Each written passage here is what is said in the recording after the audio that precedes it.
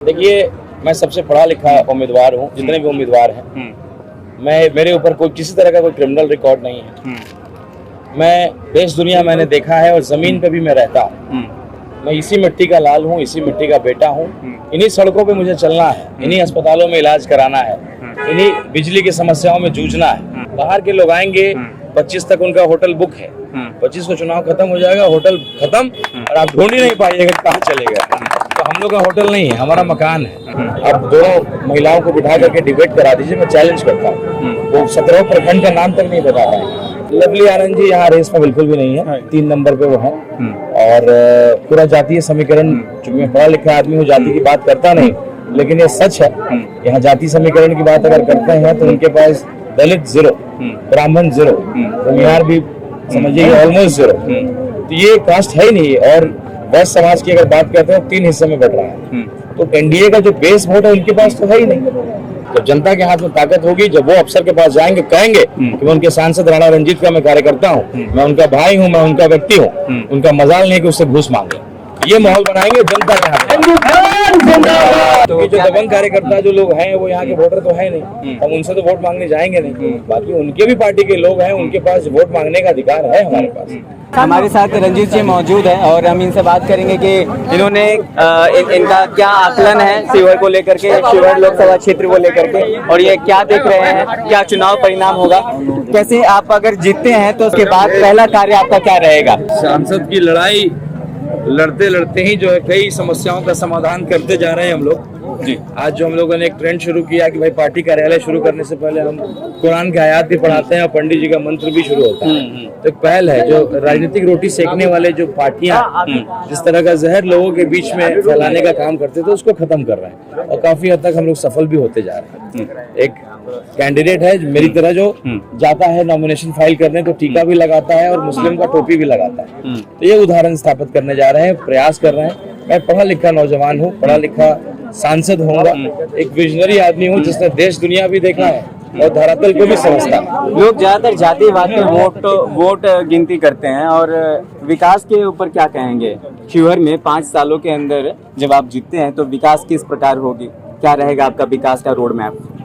देखिए, विकास की बातें तो कम होती है हमारे बिहार में, सच्चाई है। हम जाति से जो है ऊपर उठ नहीं पाते, लेकिन जो हमारा मॉडल है, जिस तरीके से हम काम कर रहे हैं, हम लोगों ने पंचायत वाइज हम लोगों ने एक मैनिफेस्टो तैयार किया है और एक कमेटी तैयार कर रहे हैं। जब हम एमपी यहाँ के बनेंगे, जो भी एमपी लैड फंड से हमें मिलता है वो उस कमेटी को सौंपा जाएगा। मान लीजिए हर वित्तीय वर्ष में उनको 50 लाख या 1 करोड़ का उनको एलोकेट हुआ, 5 साल में तो उनको 25 करोड़ मिलता है जी। तो उसी आधार पे हम लोग अगर पूरे क्षेत्र को प्रखंड के हिस्से में बांटेंगे तो वो कमेटी तय करेगी कि वो जो 10 नाम आए थे इस इलाके से, उसमें कौन सा काम पहले होना चाहिए। वो लोग तय करेंगे, वो मैं नहीं तय करूंगा। यहाँ चबूतरा पे चबूतरा बना जा रहा है, क्या जरूरत है चबूतरा का। सड़कों की हालत पहले ठीक करिए, विद्यालय की हालत ठीक करिए। वही घिसा पिटा जो है वो नियम कानून लिखा हुआ है कि भाई चबूतरा बनेगा तो ये बनेगा, इसकी जरूरत नहीं। जीतने के बाद में संसद तक कैसे इन लोगों का आवाज उठाएगा, रखेंगे। हमारा नारा ही है, लोगों का नारा है दिया कि राणा दिल्ली जाएगा, शिवहर का हक छीन कर लाएगा। शिवहर को जिला बनाया हमारे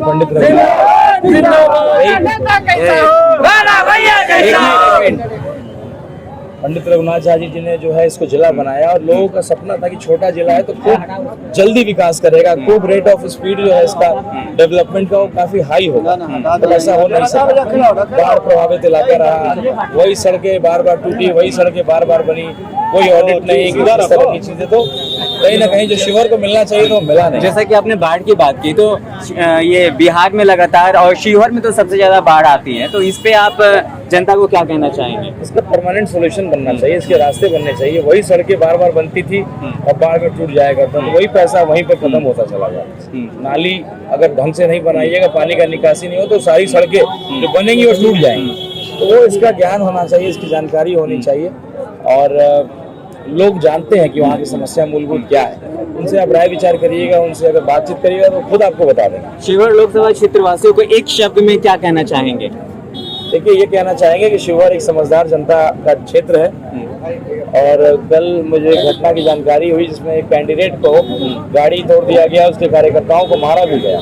योगी अखिलेश्वर दास जी कोई कैंडिडेट है, उनके गाड़ी और उनके काफिला को तोड़ा गया और उनके कार्यकर्ताओं को मारा गया। ये किसने तो किया? ये कुछ मैं नहीं जानता हूँ, लेकिन लोग ऐसा आरोप लगा रहे हैं कि कुछ जो दबंग जो है उम्मीदवार हैं उनका काम हो सकता है। मैं आरोप नहीं लगा सकता हूँ क्योंकि ये इसकी जांच का विषय है, लेकिन जो भी इसके पीछे हैं उनको जो है संभलना पड़ेगा। वो जमाना, वो दौर अब नहीं रहा, उस बदल गया है। कि लोकतंत्र की खूबसूरती है कि हर एक व्यक्ति हर एक किसी के पास जाकर के वोट मांग सकता है। दबंग कार्यकर्ता की आपने बात की है, तो जो दबंग कार्यकर्ता जो लोग हैं वो यहाँ के वोटर तो है नहीं, हम उनसे तो वोट मांगने जाएंगे नहीं। बाकी उनके भी पार्टी के लोग हैं, उनके पास वोट मांगने का अधिकार है हमारे पास। तो अगर कोई किसी के पास जाए, उसको गालियां आप निकालिए कि भाई तुमने कैसे उसको बिठा लिया, तुमने कैसे उसको ये कर लिया, वो कर लिया, तो अच्छी बात है। वो करके हम लोग का तो काम ही कर रहे हैं, काम ही बना रहे हैं, लेकिन इस तरह की गुंडाई, इस तरह का जो है दादागिरी नहीं चलेगी। लवली आनंद जी को कैसे देखते हैं? आपके क्या प्रतिद्वंदी है, किस प्रकार आप उनको देख पा रहे हैं? लवली आनंद जी यहाँ रेस में बिल्कुल भी नहीं है, 3 नंबर पे वो है। और पूरा जातीय समीकरण, चूंकि मैं पढ़ा लिखा आदमी हूँ, जाति की बात करता नहीं, लेकिन ये सच है। यहाँ जाति समीकरण की बात अगर करते हैं तो उनके पास दलित 0, ब्राह्मण 0, भूमिहार भी समझिए ऑलमोस्ट 0, तो ये कास्ट है ही नहीं। और वैश्य समाज की अगर बात करते हैं 3 हिस्से में बढ़ रहा है, तो एनडीए का जो बेस वोट है उनके पास तो है ही नहीं, तो रेस में बिल्कुल भी नहीं है। मुझे लगता है कि उससे अच्छा तो योगी अखिलेश्वर दास ही काम कर रहे हैं, वो पिछले 3 साल से काम कर रहे हैं, टिकट लेकर के पैराशूट से नहीं आए। तो लवली जी की आपने बात कही है, कितने साल से कितनी पार्टियों से लड़ चुकी है, नई बात तो है नहीं शिवर के लिए, उनको देखा हुआ है।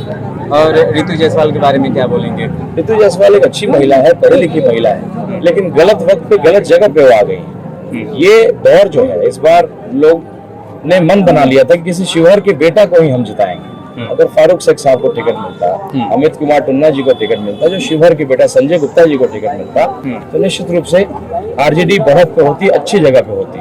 लेकिन आप बाहर के उम्मीदवार को लेकर के चले आए, तो क्या है कि नया व्यक्ति जब आएगा ना, वो संगठन को जानता है, ना इलाके को जानता है। आप दोनों महिलाओं को बिठा करके डिबेट करा दीजिए, मैं चैलेंज करता हूँ, वो 17 प्रखंड का नाम तक नहीं बता पाएंगे, पंचायत का नाम तो बहुत दूर की बात है। तो पैराशूट से आप चले आइएगा, आप मुखिया का चुनाव लड़ी, मुखिया रही, लेकिन इस तरह का बड़ा चुनाव के लिए बहुत बड़ा एक टीम चाहिए होता है, बहुत बड़ा कार्यकर्ताओं का फौज होना चाहिए होता है, मैनेजमेंट चाहिए होता है। लगातार आपस में भिड़ रहे हैं, 2 विधायक झगड़ा कर रहे हैं, 2 प्रत्याशी झगड़ा कर रहे हैं, बिखरा हुआ है। गार्जियन अगर संभला हुआ नहीं हो, जानकार समझदार नहीं हो, तो बड़े परिवार को नहीं रख पाए। क्षेत्र के प्रवासी जब अप्रवासी हो जाते हैं, यहाँ पे जन्म लेते हैं और बाहर जाकर जब उनका कार्य क्षेत्र बाहर में ही होता है, उन लोगों के लिए क्या कहिएगा? कैसे यहाँ पे ज्यादा रोजगार की जो संख्या वो बढ़ेगी? देखिए, राणा रंजीत की जो जीत होगी, ये मैं प्रवासी मेरे मजदूर भाई हैं उनको मैं समर्पित करूँगा, क्योंकि मुझे अगर टिकट भी मिला है उसमें सबसे अहम भूमिका वो प्रवासी भाई मेरे जो मुंबई में काम करते हैं, जो गुजरात में काम करते हैं, जो दिल्ली में काम करते हैं, टिकट भी मुझे उन्होंने नहीं दिलवाया। और आज भी आप सोशल मीडिया से लेकर के जगह जगह आप देखिएगा, दुबई से लोग टिकट कटा के आ रहे हैं, दुबई से मुझे फोन आता है, यूएस से फोन आता है, जगह जगह से फोन आता है। उत्साह है लोगों में, उन लोगों ने समुद्र देखा है, वो जानते हैं कि क्या सही है क्या गलत है हमारे समाज के लिए, हमारे कौम के लिए, हमारे इलाके के लिए। लेकिन जो दुनिया नहीं देखे हैं, जिन्होंने दुनिया नहीं देखा है, आप समझ नहीं। और शिवहर में प्रशासन शासन व्यवस्था कैसी होगी? क्योंकि काफी लोग ये पूछते हैं कि मैं जिनको जिता देता हूँ, बाद में मैं कंप्लेन लेके जाता हूँ पुलिस स्टेशन में या कहीं दरोगा के पास में, एसपी के पास में, तो हमारा सुनवाई नहीं होता है। तो शासन प्रशासन कहीं ना कहीं दबाव बनाते हैं लोगों पे, तो उस समय कैसे आप हैंडल करेंगे? अगर आपको जितवाने के बाद में लोग फोन करें तो क्या रिस्पॉन्स रहेगा आपका? देखिए, अफसरशाही तब हावी होता है जब जनप्रतिनिधि कमजोर हो जाता है। जनता का जो प्रतिनिधि होता है, जो नेता होता है, जब वो कमजोर हो जाएगा तो अफसर हावी हो जाएंगे। आज हम लोग कुछ भी नहीं है, लेकिन इतना हम लोग के पास लोगों का क्षमता है कि हम लोग किसी को फोन लगाए कोई काम के लिए तो मना नहीं कर सकते। तो कहीं ना कहीं अब स्थिति ये हो गई है कि मंत्री विधायक लोग, छोटे मोटे जो है इंस्पेक्टर थाना प्रभारी भी उनका सुनता नहीं, लेकिन जमाना था जब सीताराम बाबू थे, मोतीउर रहमान साहब, अनवारुल हक साहब जैसे नेता थे, तो अगर फोन लगाते थे अफसर कुर्सी से खड़ा हो जाया करता, एसपी जो है फोन पे कुर्सी से खड़ा हो जाया करता था। अब तो स्थिति है कि कोई पूछने वाला नहीं है। हम लोग वही दौर लौटाने निकले हैं। सीताराम बाबू जो बेटा है, उनका खून हमारे रगों में है। ताकत जनता के हाथ में देखें, जब जनता के हाथ में ताकत होगी, जब वो अफसर के पास जाएंगे, कहेंगे कि मैं उनके सांसद राणा रंजीत का मैं कार्यकर्ता हूँ, मैं उनका भाई हूँ, मैं उनका व्यक्ति हूँ, उनका मजाल नहीं कि उससे घूस मांगे। ये माहौल बनाएंगे जनता के हाथ में।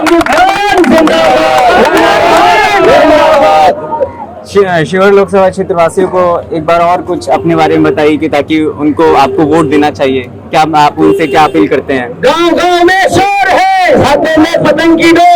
देखिए, मैं सबसे पढ़ा लिखा उम्मीदवार हूँ, जितने भी उम्मीदवार हैं। मेरे ऊपर कोई किसी तरह का कोई क्रिमिनल रिकॉर्ड नहीं है। मैं देश दुनिया मैंने देखा है और जमीन पे भी मैं रहता हूँ। मैं इसी मिट्टी का लाल हूँ, इसी मिट्टी का बेटा हूँ। इन्हीं सड़कों पे मुझे चलना है, इन्हीं अस्पतालों में इलाज कराना है, इन्हीं बिजली की समस्याओं में जूझना है। तो मैं यहीं का बेटा हूँ, यहीं का हूँ, तो मुझे हर समस्या से जूझना है। मुझे बेलवा घाट भी इस्तेमाल करना पड़ता है, फुलवरिया घाट भी इस्तेमाल करना पड़ता है, और करना पड़ेगा। मेरा ससुराल इसी इलाके के ढाका में पड़ता है। मेरा ममहर जो है तरियानी प्रखंड में पड़ता है। मेरे पिताजी का ममहर रीगा में पड़ता है। तो हमारा पूरा परिवार है। हम लोग का न्योता पिहानी सुख दुख में जाना आना लगा रहेगा। बाहर के लोग आएंगे, 25 तक उनका होटल बुक है। 25 को चुनाव खत्म हो जाएगा, होटल खत्म, और आप ढूंढ ही नहीं पाइएगा कहाँ चलेगा। तो हम लोग का होटल नहीं है, हमारा मकान है, हमारा घर है। हम यही इसी मिट्टी के हैं। हमारा घर एक एक आदमी जानता है। अच्छा काम करेंगे तो माला भी पहनाएंगे, खराब काम करेंगे तो हक से आकर के मुझसे झगड़ा भी करेंगे।